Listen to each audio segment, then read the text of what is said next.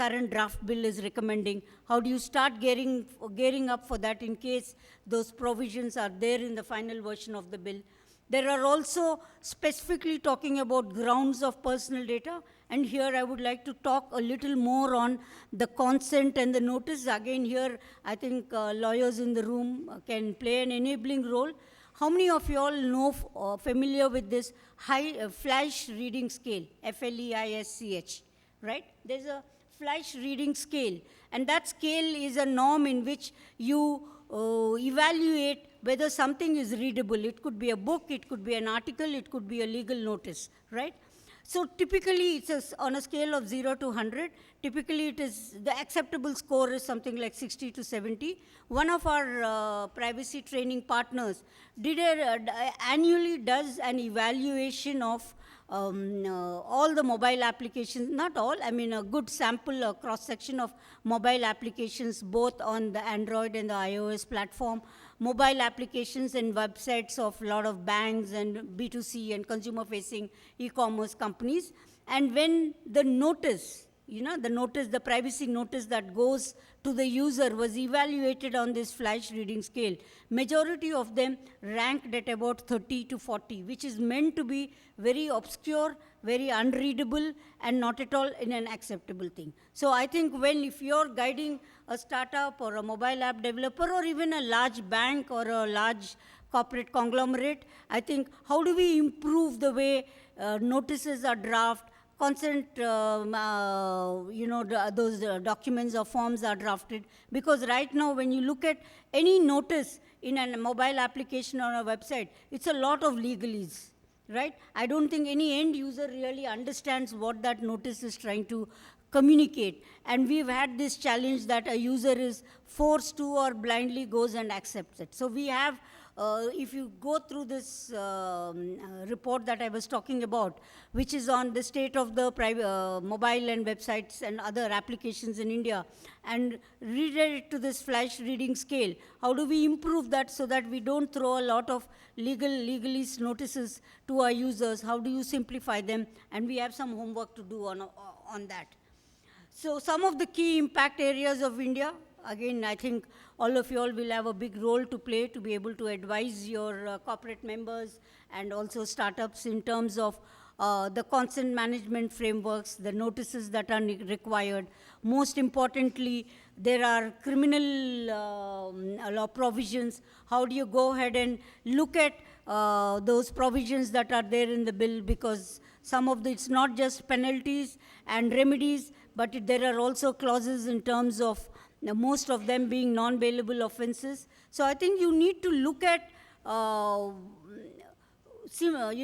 demystifying every provision in the bill to look at what could be an impact on an end-user organization or on a technology company or on a startup, and start looking at how do they start preparing for this. So some of the clauses are in terms of an annual audit requirement. Another one is how do you understand what is the liabilities on an enterprise and what is the level of maturity they need to be able to build from a process and a technology standpoint so that breaches don't happen, and because of which we could look at, how do you minimize the risks of some of the provisions, whether it's penalties, remedies, or even the criminal liabilities that are currently being recommended in the draft bill. So while data protection bill has got a lot of attention, lot of conferences, lot of deliberations happen, I'm just sharing the sample of one sector where there are a lot of other regulatory policy measures that are coming up. I'm only talking about the financial services sector because it's the largest in India. But if you look at healthcare, there are a lot of other new provisions. You look at another draft bills, or not really draft bills, draft policies and rules and guidelines in e-commerce sector.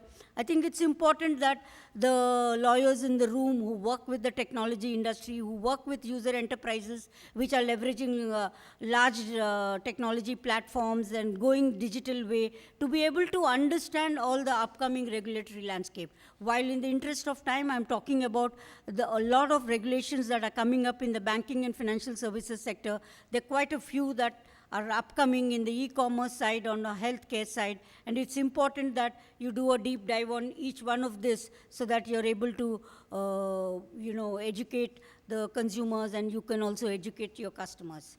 I'm just going to wrap up, because in cybercrime investigation, I think capability building on law enforcement is picking up in a big way in many of the states.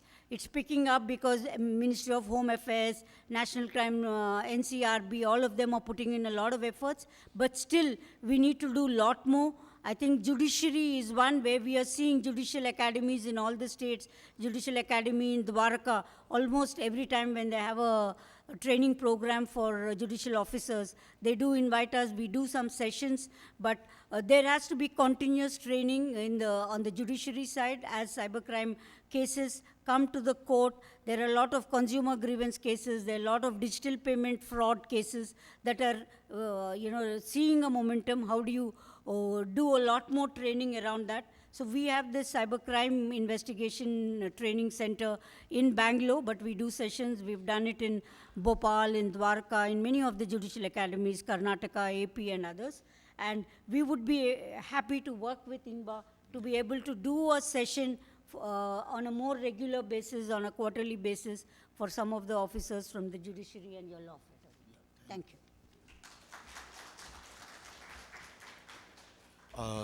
Rightly said by ma'am, we will be starting a certification course, what we proposed with the DSCI, to have an Indian qualification to our legal fraternity or technical person in a privacy.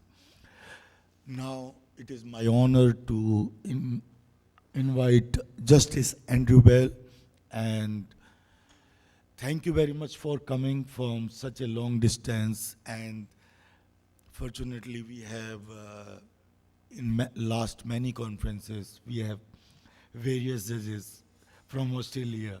Now it's become a tradition, and we would love to continue that tradition. Please.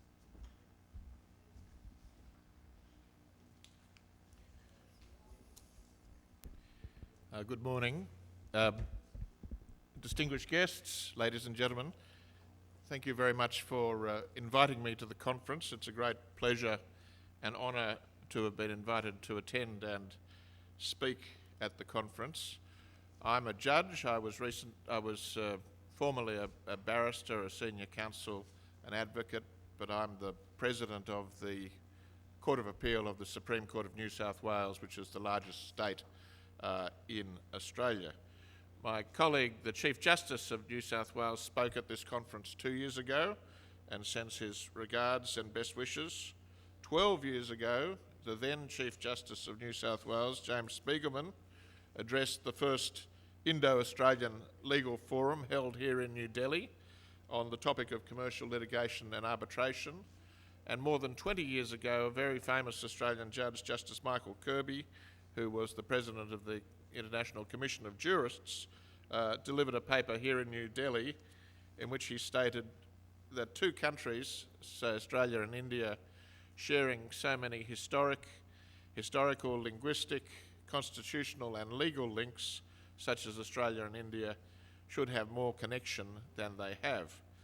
Well, I would endorse that sentiment and think that the connections between our two countries, and in particular between lawyers from our two countries, have increased in the 2 decades since he spoke, and for reasons I will explain, will only continue to do so in the future. So, for example, this is my 4th visit to Delhi in the last 8 years.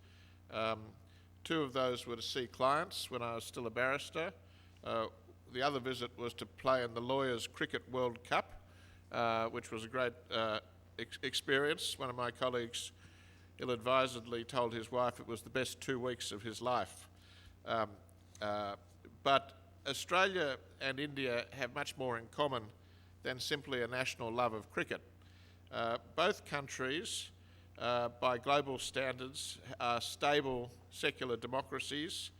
Both countries are federations. Both countries have written constitutions, and I acknowledge this is the Constitution Day. 70 years. Our constitution is now 120 years old, so we have that strong commonality. We both have apex judiciaries, independent judiciaries and the rule of law, and both countries have, in different ways, quite dynamic economies, although of course the Australian population is much smaller than India's in terms of trade and resources. It's a very significant economy. Our systems of commerce are underpinned by common law principles, and decisions, I should tell you, of the Supreme Court of India have been cited in our highest courts, including in my court, because we have, as I say, the shared common law basis.